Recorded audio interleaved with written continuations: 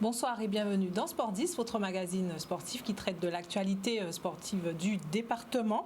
Ce soir, nous ferons le point sur la situation sanitaire avec notre invité du jour, Alain Sorez. Alain Sorez, bonsoir. Bonsoir à tous. Nous reviendrons sur les différentes phases qui ont permis aujourd'hui de reprendre un peu l'activité sportive. Et donc avant justement donc de revenir avec les différents éléments qui nous ont permis aujourd'hui d'avoir une activité à peu près complète, on va justement faire le point sur cette situation qui s'est un peu débloquée mercredi avec l'arrêté préfectoral qui a permis en fait l'ouverture des salles, des complexes sportifs, des gymnases, pour permettre donc à la grande majorité des activités sportives de pouvoir reprendre. Bien sûr, ce qui permet l'ouverture de ces gymnases, c'est l'application du pass sanitaire pour les adultes de plus de 18 ans et pour les encadrants. Pour les jeunes, tout comme en extérieur, de 12 à 17 ans, pour l'instant, pas de pass sanitaire. Il faudra attendre donc le 6 novembre pour la mise en place de ce pass sanitaire. Et donc, d'ici là, bien sûr, quasiment depuis jeudi, toutes les activités sportives, comme je vous le disais au départ, ont pu donc entrevoir une reprise pour leur activité donc de façon quasi normale. On part du côté de la voile avec Rodolphe Seffo qui n'est pas encore parti pour la Transat Jacques Vabre puisqu'il profite de sa présence en Guadeloupe pour signer d'importants partenariats pour son projet et association Rêve de Large. Retour sur la signature avec Corsair, un reportage de Charlie Dagonia. Faire une signature, c'est toujours quelque chose d'important. Faire une signature, c'est toujours un moment émouvant. Faire une signature, c'est toujours quelque chose qui marque. Et dans le cas présent, nous avons signé avec l'association Rêve de Large. Ce nom à lui seul résume la raison qui nous a poussé à être aux côtés de M. Seffo, de ces jeunes qui entreprennent une action, une opération inédite à notre sens. Corsair, c'est 40 ans de présence aux Antilles, aux côtés des Guadeloupéens, à faire des familles, se retrouver et voyager. Alors c'est plus qu'un partenariat gagnant-gagnant au-delà du projet et de la participation au cours, c'est vraiment un partenariat gagnant-gagnant pour les jeunes Guadeloupéens et le développement de l'économie bleue sur l'île. Parce qu'aujourd'hui, le groupe Corsair s'associe à l'association Rêve de Large sur justement la thématique de développer et de continuer du coup à développer l'économie bleue en rajoutant des supports, en rajoutant des technologies, en rajoutant des compétences nouvelles pour continuer à étoffer les cursus scolaires des jeunes qui sont déjà inscrits dans des lycées de maintenance nautique. Nous avons fait bon nombre d'opérations et bon nombre de partenariats, souvent dans le sport, parce que le sport pour nous véhicule les valeurs de la compagnie Corsair, c'est celle d'être challenger, nous avons été challenger, celle de se mesurer, d'apprécier la difficulté et surtout de réussir. Mais quand le sport peut aussi lier la formation, ce qui est le cas aujourd'hui, c'est de permettre à des jeunes de pouvoir accéder et arriver à des niveaux auxquels nous, au demeurant, n'aurions pas pu nous attendre parce que c'est toujours très compliqué. Et toute société, et nous, compagnie Corsair, nous devons d'être à côté de ces jeunes. Le nom Rêve de Large, à lui seul, résume la raison de notre partenariat. Nous permettons à certains de voyager pour le transport, nous permettons à certains de voyager pour leurs études et puis pour beaucoup de rêver. Alors, si ces jeunes, à travers l'association Rêve de Large, peuvent avec Corsair rêver, ben, croyez-moi, une nouvelle fois, on sera à côté d'eux. Alors justement, notre projet, c'est de profiter de la réunion des événements nautiques, notamment des 3 grosses compétitions qui sont à venir, la Transat Jacques Vabre, la Route du Rhum et le Vendée Globe, pour permettre de valoriser en fait le savoir-faire guadeloupéen, pour permettre encore une fois de ne pas juste se limiter, quand on parle d'économie bleue, à des plans, mais passer véritablement de plan à la pratique et de mettre des jeunes sur l'eau, de compléter leur cursus scolaire avec un bateau hyper technologique, un bateau qui qui est quasiment inédit en Guadeloupe, qui pourront utiliser autant bien pour naviguer, mais aussi bien pour parfaire leurs connaissances et finalement qui deviendra une carte de visite pour eux à l'échelle internationale, puisque ce bateau, voilà, il va naviguer sur des grandes courses. Et donc du coup, quelle fierté de dire que c'est des jeunes Guadeloupéens qui l'auront préparé, qui auront navigué dessus quand ce bateau brillera sur ces courses. Prochaine échéance pour Rodolphe Sefo le 7 novembre avec la Jacques Vabre au départ du Havre. 5800 miles de course pour rallier donc la Martinique pour la première fois, qui sera donc port d'accueil et donc d'arrivée pour cette transat à bord de Micaline avec Arnaud Boissière, donc ils seront duo pour cette course. Et il partira à cette transat dans la catégorie IMOCA, voilier monocoque d'un peu plus de 18 mètres. Voilà, direction cette fois le vélo. Maintenant, à quelques jours du début du Tour de la Guadeloupe, la team CCD de Boris Karen faisait la présentation de son effectif pour cet événement majeur dans les locaux du principal partenaire. De quoi donner le ton pour cette 70e édition. Un reportage de Pascal Abattant et de Nicolas Hachi.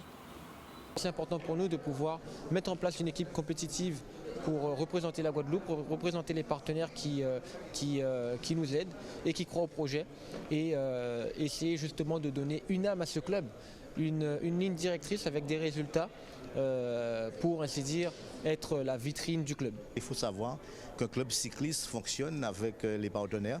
Et c'est l'occasion, juste avant le tour, de rencontrer l'ensemble des partenaires de la team Kama CCD et de faire la présentation des coureurs, sachant que nous avons des coureurs qui sont arrivés, qui nous ont rejoints, présenter tout le monde, parce qu'après on n'aura pas le temps et on partira autour de la Guadeloupe directement. Sur les 2 dernières compétitions, on a été extrêmement bien représentés. Vous savez, le sponsoring dans le cyclisme et tout autre sport, c'est des investissements importants.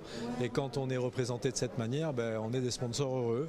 On est content de donner un beau spectacle à la Guadeloupe. Comme je le disais tout à l'heure, il y a une envie de vélo, il y a une envie de cyclisme. On a été privé du Tour l'année dernière, on a été privé de compétition pendant toute l'année à cause des conditions sanitaires. Donc je pense qu'il va y avoir beaucoup d'engouement autour de cette équipe et autour de ce Tour, autour des routes.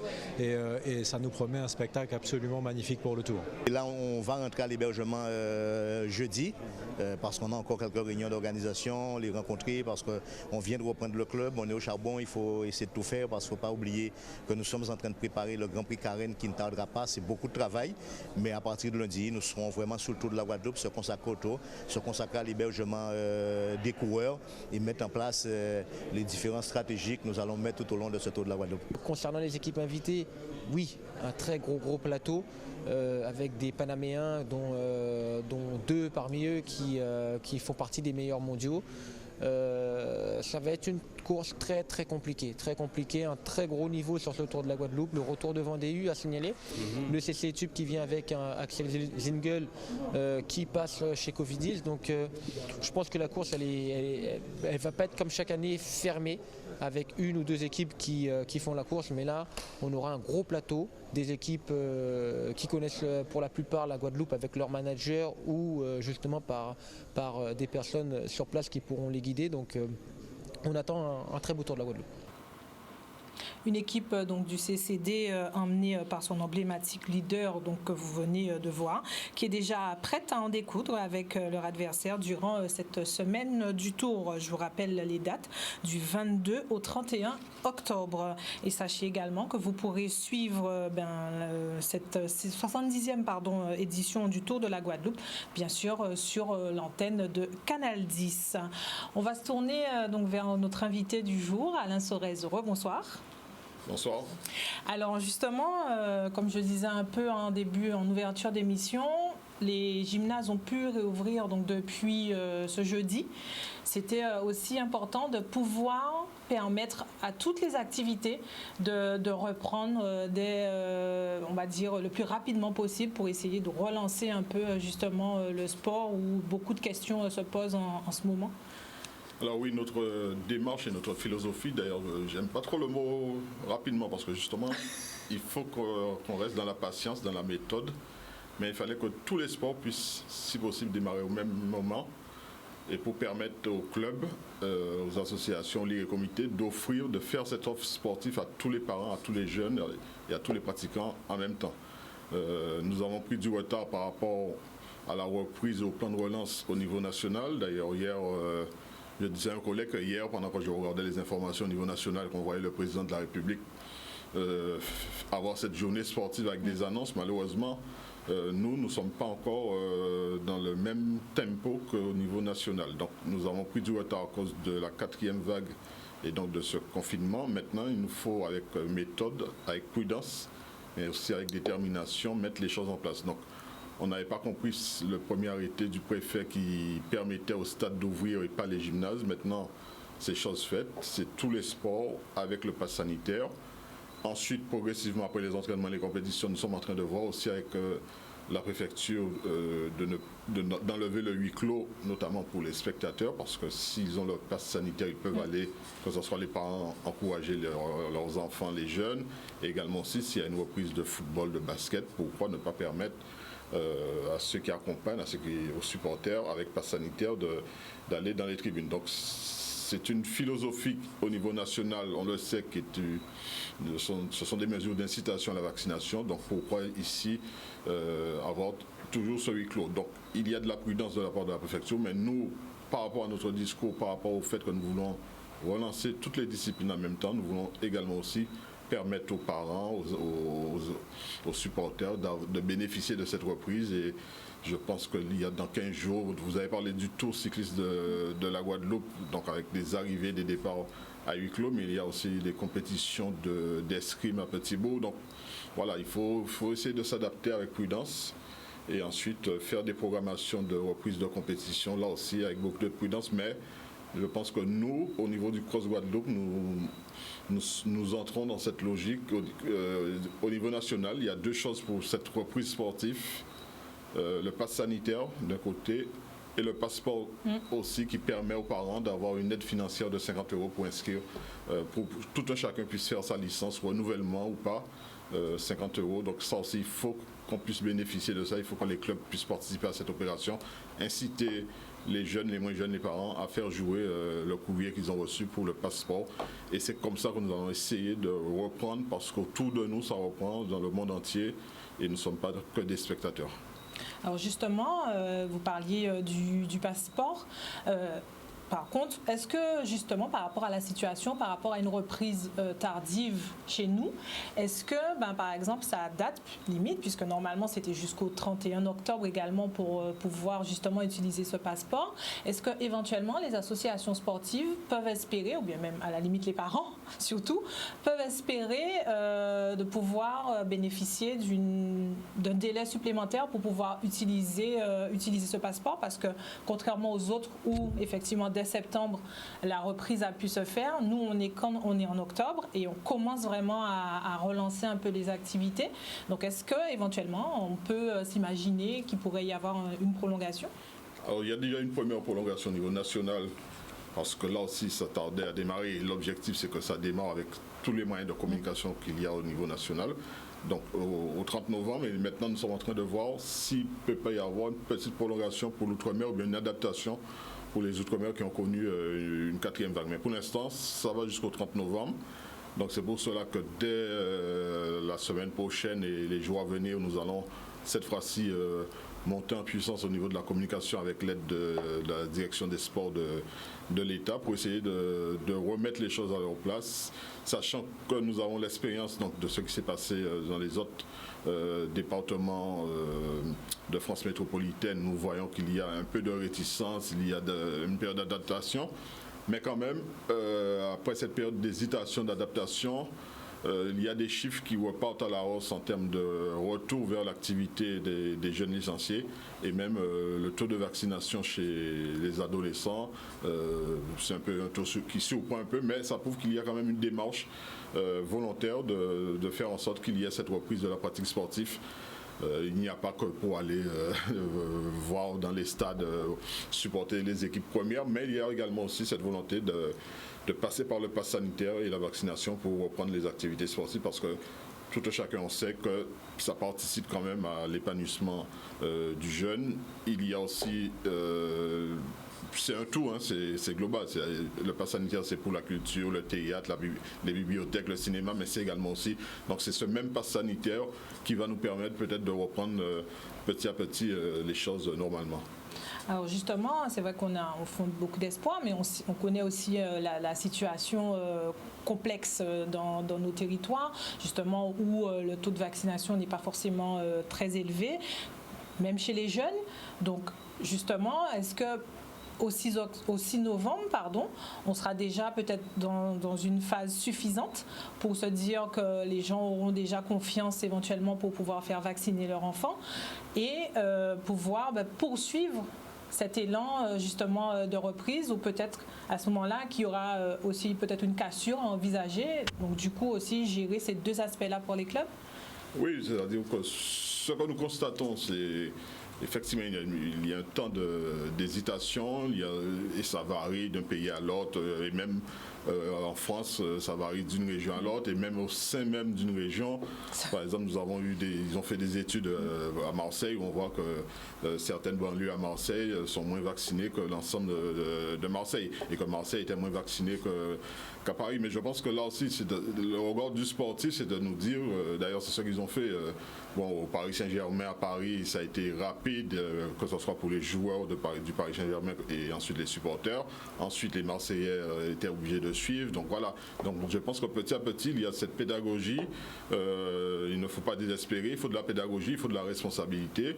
Ce que nous disons avec beaucoup de responsabilité aussi, c'est de dire aux parents de se rapprocher de leur médecin traitant ou du médecin de l'école pour prendre des renseignements s'il le faut, ne pas se contenter simplement de WhatsApp, des réseaux sociaux, des fake news. Vous avez des médecins traitants, le même médecin qui donne parfois le certificat médical, qui signe aussi pour la licence, pour la pratique sportive, il peut vous donner des conseils. Et ensuite, une fois que vous avez ces conseils, cette pédagogie, nous voyons un peu ce qui se passe. Et d'ailleurs, il y a un mois pour la NBA, ils étaient à 80%, aujourd'hui ils sont à 96%, il y a encore des réticences. Voilà, donc chaque pays, chaque État, chaque sport essaie de s'adapter.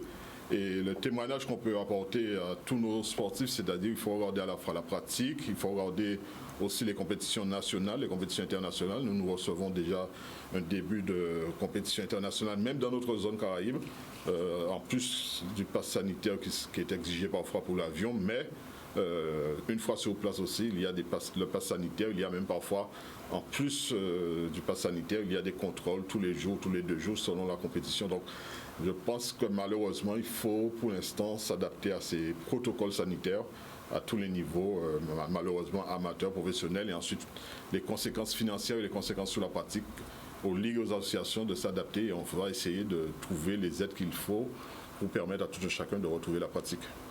Justement, il va peut-être falloir faire preuve d'ingéniosité sur cette saison pour espérer se dire oui, on va pouvoir pratiquer sur toute l'année. En tout cas, si on veut poursuivre, il va falloir trouver des ajustements, trouver peut-être des fonctionnements. Certains clubs ont peut-être déjà trouvé des formules pour permettre à tout un chacun de pratiquer. Aujourd'hui, il va falloir peut-être, penser le sport autrement. Je pense que nous avons malheureusement connu cette 4e vague avec une période particulière. Donc nous allons vivre ça de façon particulière par rapport à tout ce qui se met en place dans le calendrier, dans les aides au niveau national, mais avec quand même nos amis de la Martinique, de la Guyane, quand même l'outre-mer, et nous allons essayer de parler d'une même voix, et aussi la réflexion au sein de chaque discipline, de chaque ligue et comité. Et nous, au Cross Guadeloupe, pour l'instant, ce que nous disons à tout un chacun, c'est de s'arrêter sur les objectifs, à la fois sur le plan local, mais également aussi sur le plan national et international, de calendrier, et de faire en sorte que nous soyons au rendez-vous de ces objectifs à atteindre. Je pense notamment il y a les Jeux de la Caraïbe pour certaines disciplines en 2022, il y aura d'autres Jeux en 2023, il y aura les Jeux ensuite olympiques en 2024, il y aura des championnats de France, des championnats d'Europe, il va y avoir des championnats du monde. Donc se fixer sur ce calendrier avec les entraîneurs et les dirigeants administratifs, mais ne pas vouloir à tout prix. D'ailleurs, c'est un bon exemple que le cyclisme peut-être nous donne. C'est-à-dire qu'ils ont fait le tour en octobre. Bon, on va voir comment ça se passe malheureusement pour eux. Avec peut-être, il n'y aura pas de les vacances scolaires, mais bon, là aussi c'est de l'adaptation. Voilà. Donc, à tout un chacun de s'adapter, mais toujours avec des objectifs, parce qu'il faut que les jeunes et les adultes qui vont reprendre l'entraînement puissent être motivés par ces objectifs.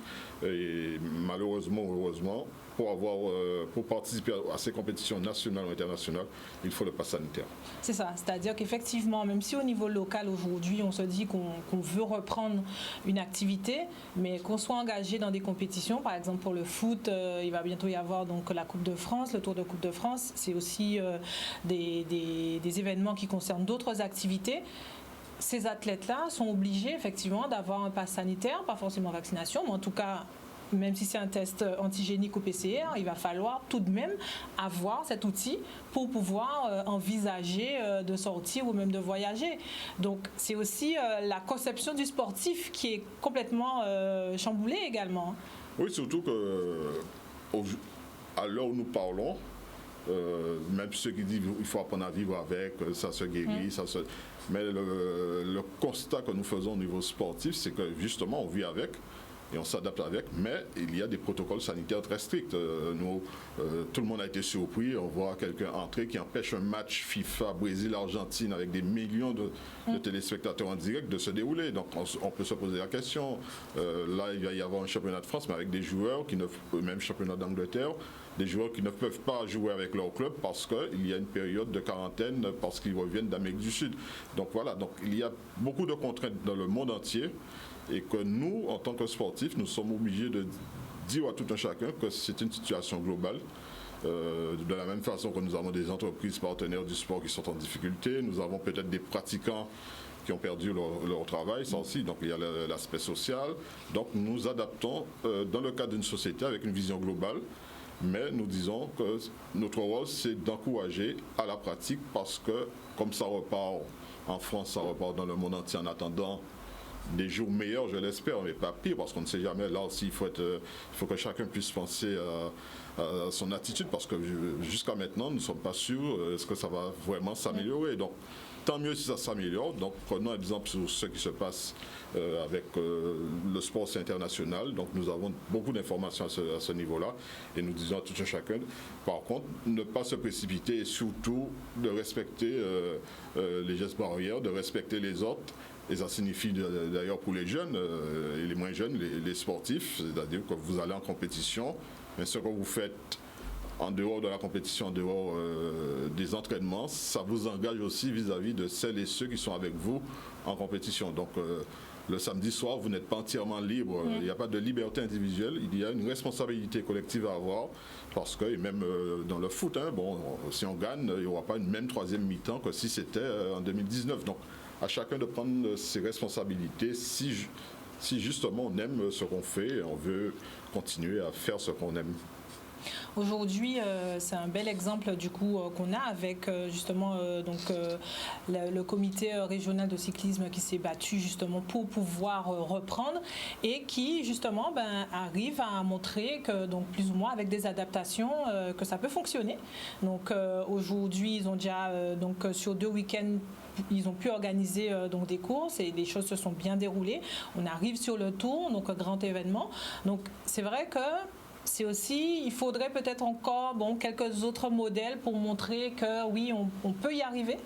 Voilà, c'est ce modèle et cette responsabilité générale, c'est-à-dire que le Tour, c'est un bel exemple d'ailleurs avec tout ce qui s'est passé avant en termes de compétition, mais là le Tour, je ne sais pas si ça sera officiel ou pas, si vraiment il y a école pendant cette période. Normalement, oui, le tribunal administratif a décidé. Voilà, donc, le calendrier est maintenu tel quel. Donc c'est une responsabilité collective, que ce soit les maires avec les écoles primaires, ensuite le rectorat, la population qui circule, qui va à son travail, etc. Donc il faut respecter les consignes, respecter nos amis qui font parfois un super travail dans les ronds-points, etc., le signalétique, etc. Donc c'est vraiment tout un chacun qui sera responsable d'avoir une bonne caravane et aussi ne pas essayer de contourner les règlements. Quand on dit que c'est 8 clos à l'arrivée, ça ne signifie pas qu'il faut se mettre en groupe 50 mètres avant. Non, on peut être 2, 3 entre les amis et supporter Boris Carène ou quelqu'un d'autre.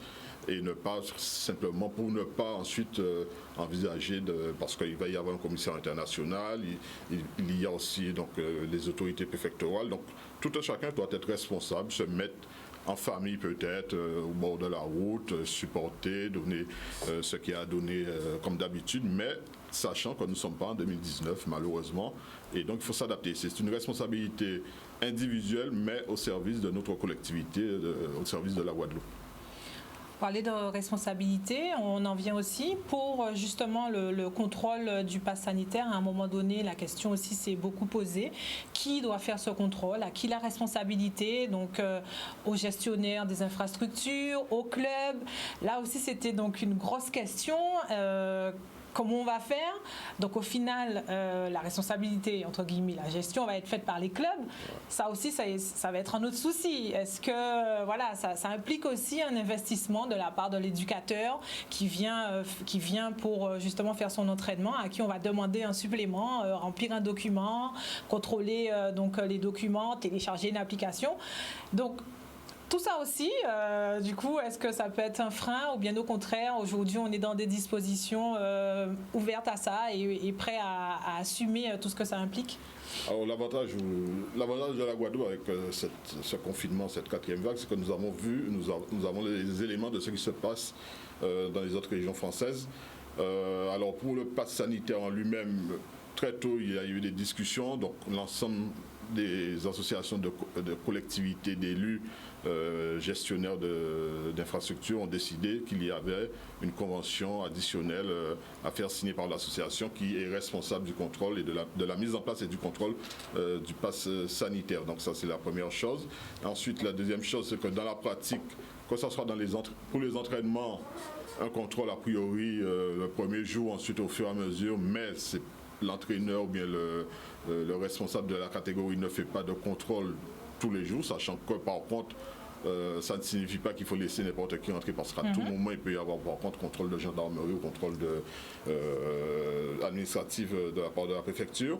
Et ensuite, pour les compétitions, ce qui se passe en France au niveau amateur, parce que bon, au niveau professionnel, ils ont les moyens, mais au niveau amateur, en général, ça va assez vite parce que c'est un contrôle avec QR code.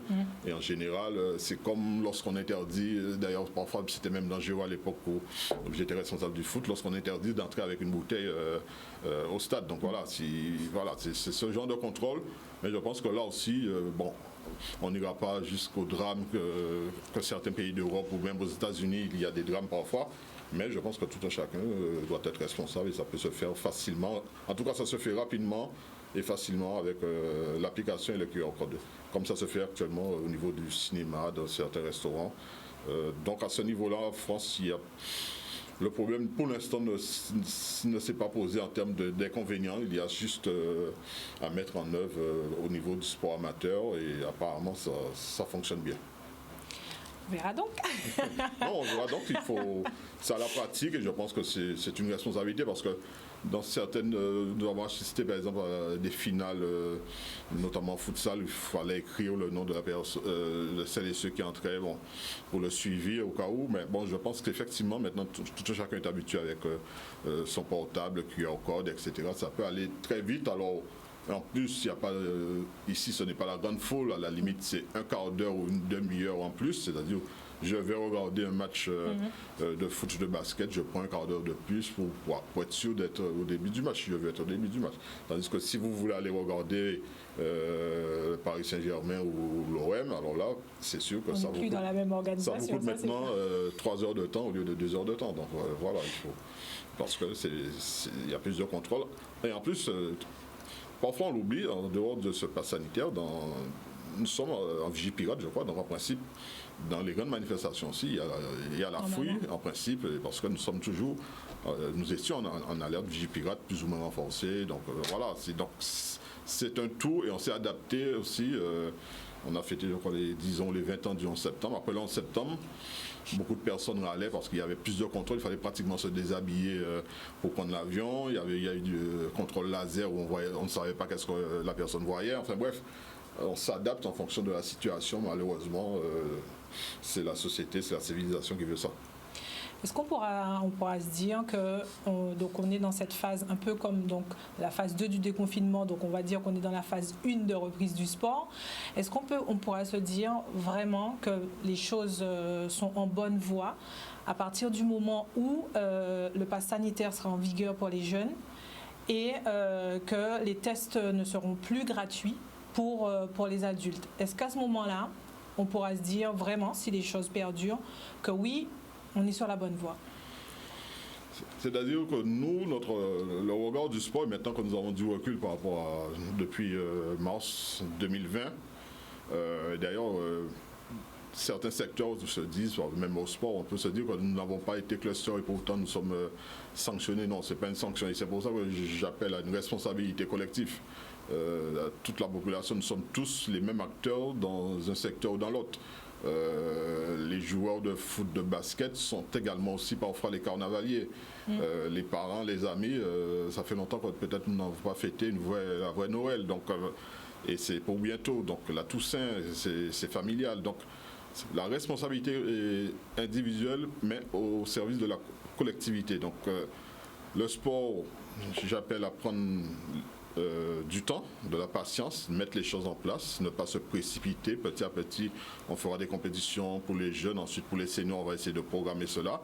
Mais tout cela implique un comportement de responsabilité, parce qu'il ne faudrait pas que demain, parce qu'il y a chanté Noël, carnaval, etc., si ça peut se faire, dans le cadre de respect de protocole sanitaire, pour ne pas ensuite que ce soit toute la société guadeloupéenne qui se retrouve de nouveau avec une nouvelle vague, et ensuite avec des mesures de confinement ou de couvre-feu, et qui malheureusement implique qu'il n'y a pas d'entraînement parce que le couvre-feu est à 19h, ensuite que les salles sont fermées, etc. Donc c'est pour cela que je dis que c'est une responsabilité collective que nous avons dans notre façon de vivre, et pour nous permettre à la fois de faire du sport, mais également aussi, je le dis, parce que c'est de la culture, c'est les jeunes, c'est tout le monde, les chanter Noël ou bien la Noël, le carnaval. On verra quelles sont les dispositions qui vont être prises, mais c'est tout un chacun qui est responsable pour qu'il n'y ait pas de secteur qui va subir des décisions à cause d'autres secteurs. Donc voilà, on ne tire pas sur les uns sur les autres, mais parce que la décision après tout, ça sera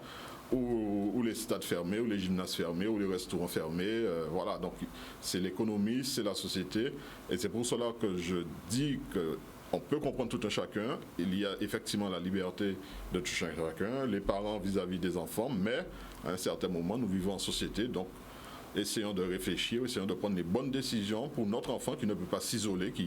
Un enfant, par définition, il va à l'école, il va au collège, il y a la pratique sportive, les pratiques culturelles. Donc, il nous faut prendre les bonnes décisions parce que nous vivons en société. Nous sommes tous responsables les uns des autres de cette société. En gros, la responsabilité de chacun dans le respect de l'autre, donc respect des règles. Pass sanitaire, comme on le dit, bon, c'est pas forcément non plus la vaccination. C'est vrai qu'on focalise sur la vaccination. Tout est fait aussi pour que ça soit orienté que sur la vaccination. Il reste quand même pour l'instant la possibilité de faire des tests. Effectivement, ça deviendra payant. Mais peut-être aussi des adaptations peuvent être trouvées autour justement de ce test PCR ou antigénique pour permettre aussi peut-être plus facilement aux athlètes de pouvoir les réaliser pour ceux qui n'ont pas envie de se faire vacciner et qui ont envie tout de même de pratiquer une activité sportive. Peut-être que des réflexions aussi peuvent être menées en ce sens. Parce que je pense que c'est pour ça que je dis que c'est un tout, parce que et c'est pour ça qu'on parlait de boissage, etc.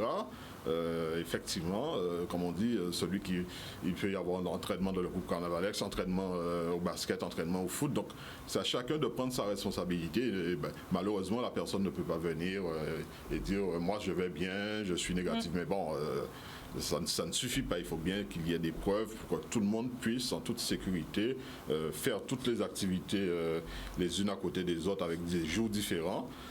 Et ensuite s'adapter. Donc, sous le problème des tests, la mise en place des tests, à un certain moment, effectivement, on va se poser la question que dans certains cas, ça devient payant, donc il va y avoir donc un budget. Donc, à chacun de prendre ses responsabilités, de voir comment ils peuvent mettre ça en place pour soutenir. Mais c'est sûr que peut-être un club pourra soutenir 2-3 joueurs, ce qui représente un pourcentage parmi les joueurs. Mais si c'est un trop grand nombre, je ne pense pas que financièrement, ça peut fonctionner. Donc, petit à petit, il faudra bien s'adapter sachant qu'en France, on envisage maintenant de prolonger ce pass sanitaire, mais si on est optimiste, on peut dire que dans d'autres pays, rapidement, ça a été enlevé. Donc on verra bien. En France, il est question même de pouvoir territorialiser. Voilà. Donc en fonction, si nous sommes disciplinés, voilà. si on prend les choses comme il faut, on pourra envisager peut-être, voilà. Mais il faut qu'il y ait, malheureusement, pour tout le monde est passé par là, et comme je le dis maintenant, lorsque nous sommes spectateurs d'événements, de championnats dans le monde entier, et d'événements sportifs dans le monde entier, ça fait même mal psychologiquement de voir que, bon, que pour l'instant, c'est reparti un peu dans le monde entier.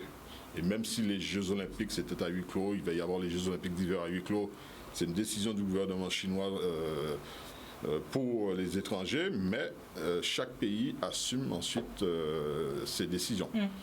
Sur qu'est-ce qui est obligatoire, quel protocole sanitaire, est-ce qu'il va y avoir un test tous les 2 jours, tous les jours, etc. Et nous aussi, nous avons déjà commencé à recevoir des documents dans le cadre des Jeux de la Caraïbe prévus en juin 2022, où d'ores et déjà, on a dû mettre en place, d'ailleurs, un budget, mais également dans l'organisation administrative des Jeux, il nous faut d'ores et déjà prévoir le protocole sanitaire et donc quelqu'un qui sera responsable avec les autorités de mettre en place, et ça sera également avec toutes les contraintes au niveau international parce que nous aurons des exigences à ce niveau-là. Justement, donc parler des Jeux de la Caraïbe, prochain gros événement, on va dire, sportif qui va se dérouler en Guadeloupe, ça arrive vite. Aujourd'hui, on est quasiment déjà, donc 2021, c'est quasiment derrière nous, donc il va rester 6 mois, 6 à 8 mois pour pouvoir préparer ces Jeux. Dans un contexte sanitaire pour le moment qui est compliqué. Donc justement, comment les choses avancent pour ces Jeux de la Caraïbe?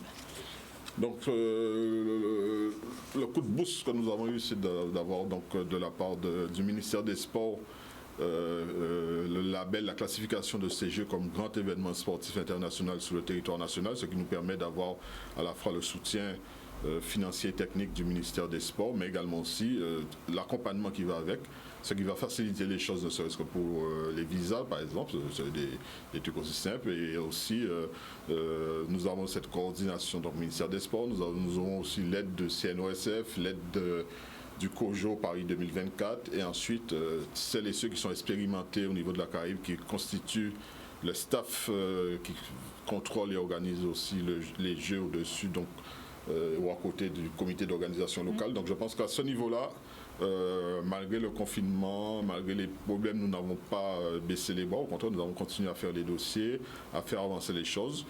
Notre crainte, c'était par rapport aux partenariats privés, même aux structures privées, que ce soit l'hôtellerie et tout. Donc, si tout va bien, nous avons déjà repris contact avec eux, ça devrait aller. Au niveau du transport aérien dans la Caraïbe et dans la zone, apparemment, ça repart positivement, mais avec des contrôles, on verra si ça se poursuit jusqu'au mois de juin. Et ensuite, pour les athlètes, c'est pareil. À ce niveau-là, au niveau de la Caraïbe, ils sont toujours très motivés parce que dans leur esprit, c'est pour les moins de 23 ans de la Caraïbe, les Jeux en 2022 en Guadeloupe. Ensuite, il va y avoir des Jeux Caraïbes et Amérique centrale en 2023 pour tout le monde. Et ensuite, étape vers les Jeux de Paris 2024. Donc le hasard, faisant bien les choses pour eux, les Caribéens, c'est de savoir que les Jeux se font en Guadeloupe en 2022 et avec aussi une présence directe ou indirecte de Paris 2024 pendant ces Jeux, ce qui va permettre déjà d'avoir une ambiance, une préparation aussi pour eux, un relais, une transition avec Paris 2024. Donc le calendrier est ainsi fait et même à la fin du mois de novembre, il va y avoir les Jeux panaméricains juniors. Nous n'y sommes pas encore parce que nous ne sommes pas encore membres, mais nous sommes observateurs et nous verrons comment ça se passe dans un pays qui a une crise sociale, politique, sanitaire, en Colombie, à Cali. Et donc, on verra comment ça se passe pour des Jeux panaméricains juniors fin novembre, je crois. Et donc, voilà, tout le monde est sur le pied de guerre et on se prépare. Et nous allons commencer à accélérer vraiment, que ce soit en termes d'organigramme et ensuite en termes de signature de convention de partenariat d'ici la fin de l'année. Et à partir du 1er janvier, on sera à 200% sur l'organisation des Jeux et s'adapter en fonction de la situation sanitaire. Ça représente justement quoi pour la Guadeloupe? C'est combien de délégations? C'est au niveau des infrastructures aussi sportives. Beaucoup aussi sont en attente justement de cet événement parce qu'on espère que ça va pouvoir permettre à certaines infrastructures d'être pouvoir un peu retaper entre guillemets et donc d'offrir de meilleures infrastructures aux sportifs. Donc justement, ça représente quoi pour la Guadeloupe justement d'avoir ces Jeux? Donc nous, les jeux par définition, c'est essayer de faire le moins possible de dépenses en investissement et en fonctionnement. Donc c'est ce qu'on appelle des mini-jeux. Donc il faut respecter cela, ce qui signifie qu'on utilise les infrastructures qui existent. Mais ça n'empêche pas justement de profiter donc, des jeux pour avoir du relooking ou essayer d'avoir des adaptations en termes de niveau d'offres par rapport aux infrastructures. Donc il y a quelques gymnases, notamment, on sait que le Palais des Sports du Gosier était en travaux de rénovation, donc tant mieux. On aura à Bémaro la piste d'athlétisme, le stade de Bémaro, voilà, le Palais des Sports de Pointe-à-Pitre qui va accueillir le judo, donc si on peut profiter pour faire quelques améliorations, voilà, notamment au niveau des vestiaires, comme par exemple ce qui avait été fait lorsqu'on a retapé le vélodrome c'était pour Roland Garros, donc le vélodrome qui va accueillir aussi des compétitions. Sinon, voilà, donc c'est ce qu'on appelle, nous avons les infrastructures, donc avec les propriétaires faire quelques travaux d'aménagement. Et ensuite, en termes de compétition, ça concerne les moins de 23 ans, donc c'est pour ça que je dis que c'est un tremplin vers tout ce qui va se passer pendant l'Olympiade et jusqu'à Paris 2024. Donc, on va essayer d'avoir, nous aussi en Guadeloupe, donc motiver les ligues concernées pour offrir, essayer de viser des médailles chez nous. Et avec nos meilleurs Guadeloupéens, qu'ils soient présents ici ou bien qu'ils soient présents qui s'entraînent ou bien qui sont licenciés hors de la Guadeloupe, ils seront peut-être appelés par les sélectionneurs dans différentes disciplines. Donc voilà un peu l'objectif et l'idée. Et voilà, donc, et ensuite, on va essayer, c'est très court, c'est une période très courte de 5 jours de compétition, mais quand même offrir aussi une partie culturelle, une partie festive quand même, parce que qui dit jeu, et en plus la Caraïbe dit aussi un peu de festivité, un peu de culturel. Partage, de voilà, ce qui permet de participer aussi à la relance par rapport à tous nos amis du monde culturel, du monde événementiel qui souffrent en ce moment depuis plus d'1 an. Justement, donc ces Jeux arrivent, comme je disais au début, dans une situation un peu compliquée, un démarrage tardif pour la reprise de la saison, pour nos athlètes. Justement, est-ce que aussi cet événement pourrait être un boost pour justement les différentes ligues qui sont concernées, pour pouvoir justement relancer un peu leurs joueurs, mettre, en tout cas chez les jeunes, mettre en avant justement cet événement-là qui pourrait être un atout effectivement important pour eux? Oui, c'est pour ça que je disais que j'invite les ligues et comités à avoir donc, ces points de repère. Je prends l'exemple de l'athlétisme ou la natation où les Carifta ont été à chaque fois reportés. Donc maintenant, s'ils ont de nouvelles dates pour les Carifta, d'avoir en vue et en objectif les Carifta, mais en même temps, donc vous savez qu'avant, après les Carifta, il va y avoir les Jeux de la Caraïbe. Donc ça nous permet de préparer, donc, de cibler donc, nos athlètes, avec l'aide aussi de celles et ceux qui sont peut-être au CREPS, bien qui sont passés par le CREPS. Donc nous avons vraiment ce réseau et ça permet de lancer certains jeunes sportifs sur des compétitions, sur le vécu d'une compétition internationale et ensuite nous préparer, nous, Cross de la Guadeloupe, parce qu'on aura envie d'avoir une plus forte délégation en 2023 qu'en 2018 à Banquila, où nous avons eu pour la première fois une délégation de 50 athlètes et une médaille de bronze. Donc c'est sûr qu'en 2023, il nous faudra faire mieux. Donc voilà, c'est ce qui nous motive et le secrétaire général, par exemple Pierre-Marie Hilaire, qui est responsable du haut niveau, ça sera une de ses fonctions, ça sera bien sûr d'avoir le contact avec les différentes ligues et comités pour leur dire, voilà, maintenant que nous nous sommes battus pour entrer dans les compétitions internationales, ça a été reconnu par le CNOSF, c'est pratiquement maintenant une chose acquise que nous devons exceller dans notre environnement géographique. Donc c'est à nous maintenant de donner le meilleur de nous-mêmes et d'aller affronter et battre, que ce soit les Cubains, les Jamaïcains et les meilleurs de la Caraïbe, en natation, en judo, en athlétisme aussi. Voilà, nous avons de quoi nous motiver et avec l'ambition après de viser le plus haut niveau des Jeux Olympiques et les championnats du monde ou les championnats d'Europe aussi. Le cross aussi va avoir un moment important aussi avec justement l'arrivée des Jeux Paris donc 2024. C'est aussi, on le sait, le moment de faire émerger des projets pour justement avoir des accompagnements, du financement. Ça a été annoncé brièvement hier qu'il va y avoir donc une enveloppe de débloquée et que les Outre-mer aussi seront concernés, des financements possibles. Est-ce que aussi donc il faut déjà que les ligues, que les collectivités se mobilisent, réfléchissent à des projets, parce qu'on est souvent dans le terme d'innovation dans ces projets sur des structures aussi existantes. Donc est-ce que justement il ne faudrait pas déjà anticiper, préparer ces projets-là et voir comment on pourrait articuler des nouvelles structures autour de choses existantes et voir ce qu'on pourrait améliorer sur le parc, on va dire, sportif guadeloupéen? Alors là aussi, où nous avons pris du retard, c'est dans la mise en place de la conférence régionale du sport et la conférence des financeurs. Malheureusement, tous les Outre-mer, nous sommes en retard. Et ça sera un plus parce qu'il faut arriver à fédérer, à sortir un projet collectif avec une vision partagée par tous et non pas vouloir faire des cours de communication ou d'infrastructure qui ne répondent pas à l'attente des ligues et comités, des acteurs du sport et aussi à l'aménagement du territoire. Donc la conférence régionale du sport qui a été mise en place dans toutes les régions en France, ça fonctionne justement pour permettre à tout un chacun d'avoir ce projet sportif territorial et une vision territoriale pour savoir comment faire les implantations, quels projets financés collectivement, État, collectivités régionales ou départementales en priorité. Et nous, au Cross de la Guadeloupe, nous le disons depuis des années que parfois nous manquons cette vision guadeloupéenne des choses. Le Cross n'est pas le seul à avoir une vision guadeloupéenne des choses. À un certain moment, il faut oublier qu'on soit de Bémaro, des Abîmes ou de Petit Canal de Bastère pour avoir cette vision guadeloupéenne. Nous avons supporté les Guada Boys en football, mais est-ce qu'il n'est pas temps de donner à la Guadeloupe un vrai stade aux normes FIFA, le stade de la Guadeloupe pour accueillir des matchs pour notre sélection? Pareil pour le basket, à un certain moment, nous avons une université, il nous faut avoir cette capacité d'accueillir, que ce soit avant même de penser aux États-Unis, mais nous avons Puerto Rico, Saint-Domingue, nous avons donc l'université des West Indies, voilà, nous avons de quoi faire. Et pour cela, il nous faut ces infrastructures qui répondent à ces normes internationales.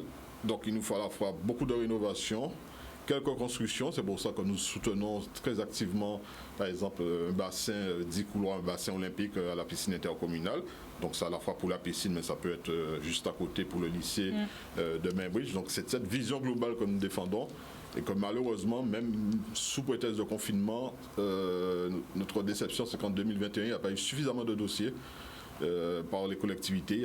Malheureusement, il y a eu Covid, il y a eu aussi la grève, et que certains budgets ont dû repartir, n'ont pas été consommés cette année 2021. Et pourtant, quelques opérations peuvent être montées. Nous avons des problèmes d'éclairage, de rénovation.